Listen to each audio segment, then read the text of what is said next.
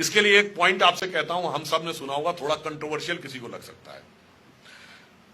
Alexander आया, porous को हराया, पोरस को बंदी बनाया, फिर पूछा कि तुम्हारे साथ कैसा बर्ताव किया जाए, जैसा एक राजा दूसरे राजा के साथ करता है। पोरस को छोड़ दिया, वापस गया। रास्ते में एक ट्राइबल ने उसके ऊपर अटैक किया, जिसमें उसको चोट लग गई, और चोट लगने के बाद वो घायल हो गया, और रास्ते में अलेक्जेंड्रिया में उसकी डेथ हो गई।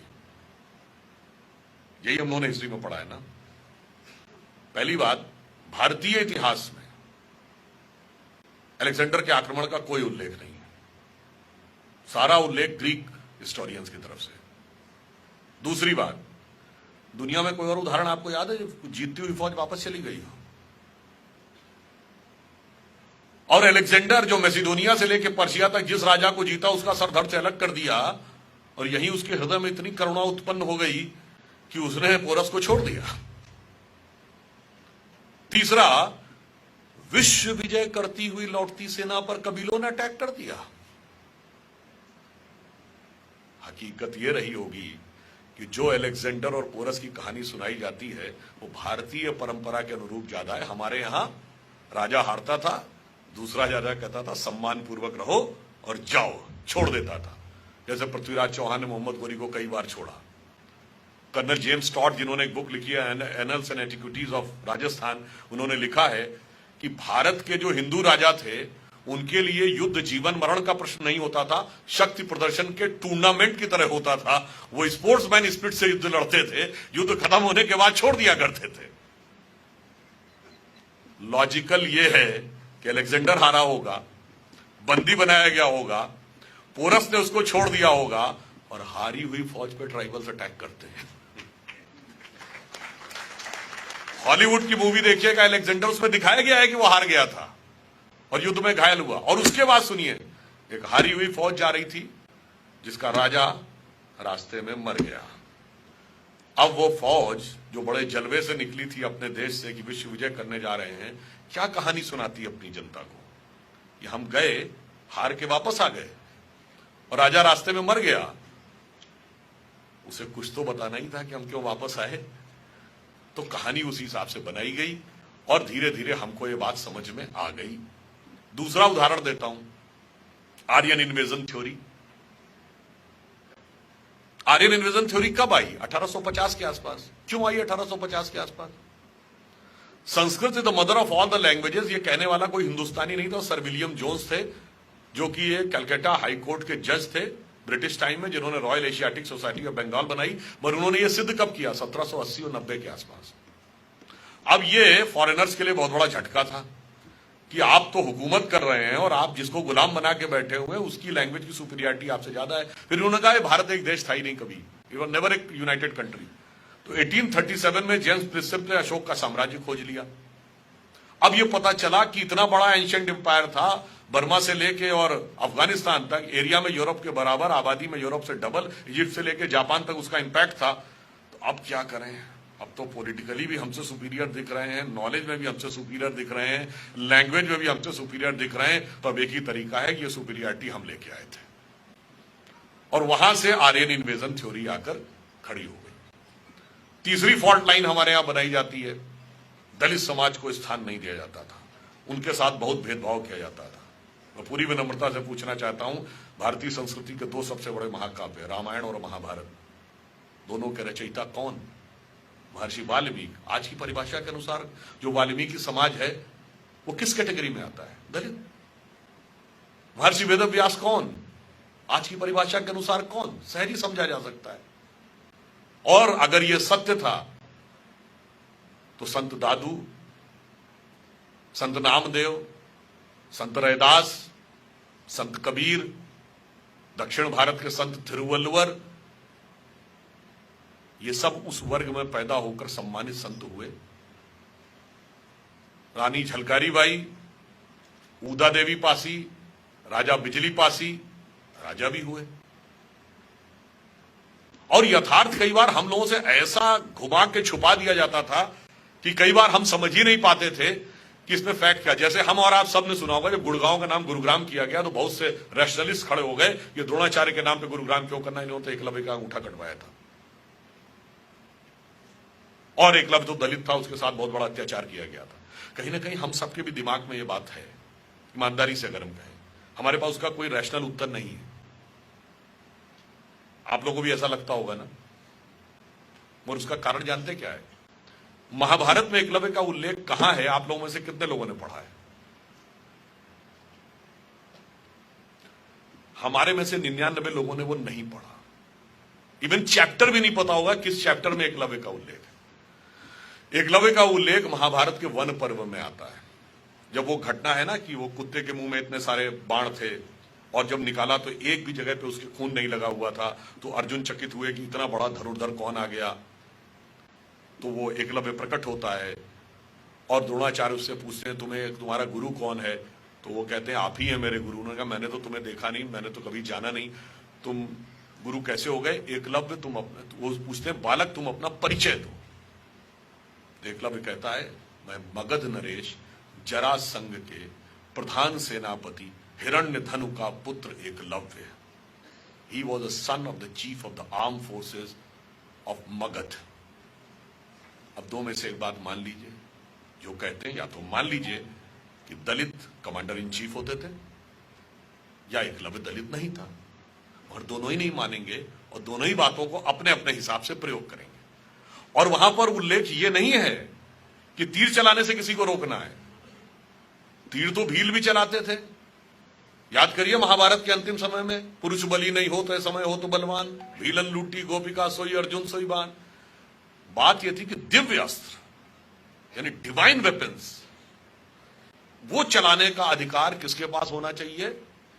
Chief of the arm forces के पास होना चाहिए। क्या एटम बम रहता तो पोजीशन में आर्म फोर्सेस के है, न्यूक्लियर बटन किसके पास रहता है?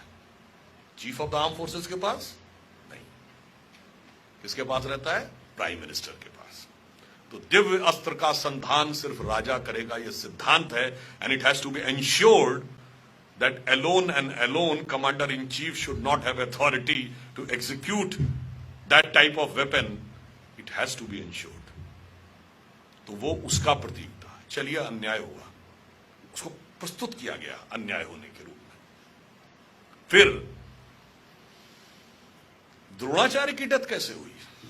जब द्रोणाचार्य को अपने पुत्र अश्वत्थामा के मृत्यु का समाचार मिलता तो उन्होंने तो सारे अस्त्र शस्त्र सिखाए थे, उन्हें क्रोध आता है, अभी लो ब्रह्मास्त्र का संधान करता हूं, खत्म करता हूं पांडवों की सेना। जैसे ही वो संधान करते हैं तो भरद्वाज ऋषि समेत उनके पूर्वज प्रकट होकर कहते हैं क्या कर रहे हैं भाई, ये मर्यादा का अतिक्रमण है। You are not the owner and executor of this knowledge, you are the trustee of this knowledge. Like atom bomb बनाता कौन है? डीआरडीओ। टेक्नोलॉजी किसके पास है? डीआरडीओ के पास। चलाने का अधिकार किसके पास होगा? प्राइम मिनिस्टर के पास। Cabinet committee on securities will take a decision when it is to be used. The same thing was there. Dronacharya was DRDO, Eklavya was chief of the arm forces, but it has to be ensured that the nuclear button should always remain with the king. अब द्रोणाचार्य को लगता है कि अब अगर मैंने संधान नहीं किया तो पुत्र के मृत्यु का बदला नहीं ले सकता, और किया तो मर्यादा का हनन होता है। तो वो मर्यादा का हनन नहीं करते हैं, निराश होकर सारे अस्त्र शस्त्र छोड़कर जमीन पर बैठ जाते हैं और उनका सर काट दिया जाता है। So the fundamental principle is कि दिव्य अस्त्रों का संधान सिर्फ हेड ऑफ द स्टेट करेगा। इसके अनुपालन के लिए यदि एकलव्य का अंगूठा कटा तो उसी के अनुपालन के लिए द्रोणाचार्य का सर कटा। मगर चूंकि हम लोगों ने वो चीजें पढ़ी नहीं और अपने हिसाब से वो चीजें जो हमें बताई गई उससे हम कहीं ना कहीं, वो लोग जो एजेंडा था ना कि हम ग्लानि हमारे अंदर होनी चाहिए, वो सेटल हो गए। दूसरा इशू बताया जाता है साहब, सीता जी को भगवान राम ने भेज दिया, बड़ा गलत काम किया, तो महिलाओं के साथ इतना बड़ा अत्याचार होता था, उनको वन भेज दिया, वनवास दे दिया। ठीक है साहब, सीता जी को तो वनवास भगवान राम ने भेजा, ये राम को वनवास किसने भेजा था? केकई ने भेजा था ना। आप बताइए, दुनिया किसी वर्ल्ड की किसी कल्चर में एक वुमेन की इतनी पावर थी कि राजा को अपना डिसीजन बदलना पड़े, सौतेला बेटा उसकी वजह से जंगल में जाने को तैयार हो जाए, और राजा दशरथ ने पुत्र भी छोड़ा और प्राण भी छोड़े। एक कहावत है ना, प्राणन ते सुत अधिक है और सुत ते अधिक परान, और ते दूनो दशरथ तजे वचन न दीन हो जान। यानी लोग कहते हैं ना सबसे ज्यादा प्यारा क्या होता है, प्राण या बेटा, और वो दोनों ही उन्होंने छोड़े मगर वचन नहीं छोड़ा। ये पक्ष नहीं बताया जाता है, क्योंकि माता पिता कहने में मां बेटा तो कोई ना कोई किसी का होगा, वर्ग नहीं है जिसमें डिवीजन किया जा सके। द्रौपदी को जुए पे लगा दिया है तो बहुत गलत बात थी, उससे पहले 5 भाइयों को भी तो जुए पे लगाया। बताइए, हस्बैंड वाइफ का एक दूसरे से ज्यादा हक है या भाइयों का? मगर भाई भाई को नहीं बना सकते, तो भाई भाई कोई ग्रुप नहीं है समाज में। मैं किसी का भाई हूं, कोई मेरा भाई है, पर स्त्री पुरुष 2 वर्ग हैं, इसमें टकराहट पैदा करो, जितना टकराहट पैदा कर सको। और ध्यान नहीं रहता होगा बहुत सी चीजों में, रामायण और महाभारत दोनों का अंत कहां पे होता है? रामायण का अंत भगवान राम के राज्याभिषेक पे नहीं होता। जब अश्वमेध यज्ञ का घोड़ा लवकुश पकड़ लेते हैं, भगवान राम की सारी सेना को परास्त कर देते हैं, भगवान राम स्वयं युद्ध करने के लिए आते हैं, तब सीता माता आके कहती हैं युद्ध मत करो, ये तुम्हारे पिता हैं। तब भगवान राम अपनी गलती पर पश्चाताप करते हैं, उनसे कहते हैं कि आप वापस चलिए। सीता जी नहीं जाती हैं और धरती में समा जाती हैं। This is the end point of Ramayana. And end point of Mahabharata क्या है? युधिष्ठिर के राज्याभिषेक से नहीं, न यादवी वंश के समाप्त होने से। भगवान कृष्ण की मृत्यु द्वारका में बहिलिये के द्वारा तीर लगने से क्यों हुई थी? गांधारी के श्राप से, कि जैसे मेरे पुत्र की मृत्यु हुई ऐसे ही तुम्हारी मृत्यु होगी। इसका अर्थ क्या हुआ? दोनों ही महाकाव्य ईश्वरी शक्तियों की आसुरी शक्तियों पर विजय पर समाप्त नहीं हो रहे हैं, ईश्वर के ईश्वरत्व पर स्त्री के सतीत्व की विजय पर समाप्त हो रहे हैं। मगर इसके बावजूद हमें दूसरे ढंग से बताया गया। मैं सिर्फ ये कहना चाहूंगा, जितने भी फॉल्ट लाइंस हैं, आप थोड़ा थोड़ा एनालिसिस, इसमें मैंने आपको कोई भी ऐसी चीज नहीं बताई जो आप सबको नहीं पता थी। केवल यह है कि हमने उसका कनेक्शन नहीं स्टैब्लिश किया था। कनेक्शन स्टैब्लिश करिए, एवरीथिंग विल बी क्लियर। और मैं सिर्फ ये कहना चाहता हूं अंत में, परिवर्तन का काल चल रहा है और परिवर्तन का दिशा निर्देश उंगली करती है। उंगली को सही ढंग से प्रयोग करेंगे तो सही दिशा में देश जाएगा।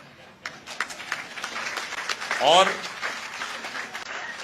ये भी आप तय मान लीजिए कि ये डिसाइडेड है, this is decided by destiny कि ये होना है। आप कहेंगे कैसे मान ले जी? मैं आपसे पूछता हूं, 1 जनवरी 1901 को जब इस देश में सूरज उगा तो इस देश में किसकी सरकार थी?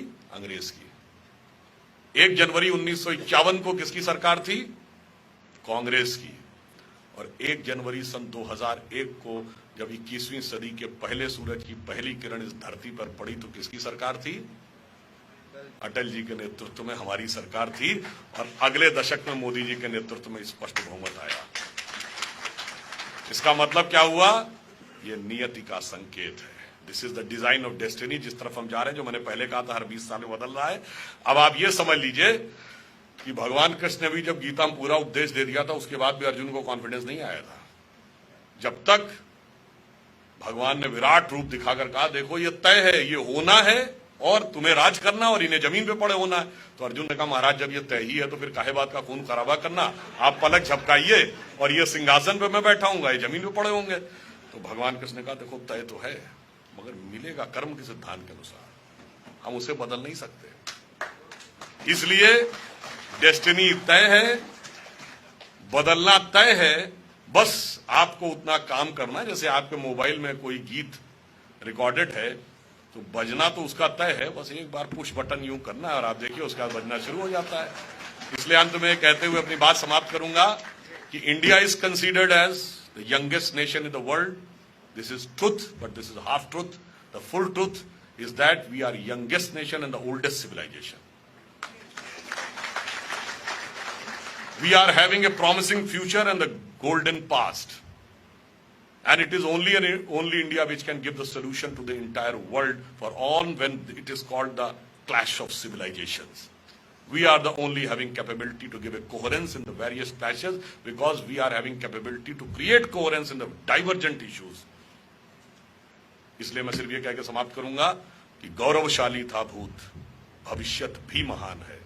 गौरवशाली था भूत, भविष्यत भी महान है, अगर संभालें आप उसे जो वर्तमान है। धन्यवाद।